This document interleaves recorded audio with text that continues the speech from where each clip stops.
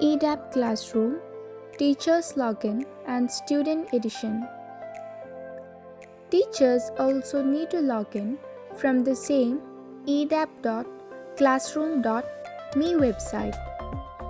You need to keep in mind that logging in as teachers only work with those credentials added by the admin account. On that home screen, you need to press on Login as a teacher icon. You will have to add your Gmail ID and password here in order to log in. You can see various options on the screen like Add Students, Add Subjects, Add Study Materials, Upload Study Materials, and Attendance. Right at the bottom, it shows the order of step-by-step instructions.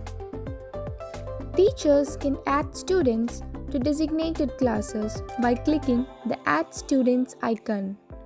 Here, this teacher is assigned to 10B.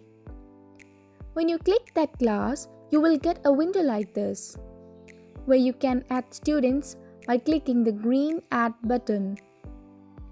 Once clicked, you can add the name of the student in the first box and their Gmail ID on the next. Keep in mind that you need to add the Gmail ID of a student so that only they can authenticate to the app using Gmail ID.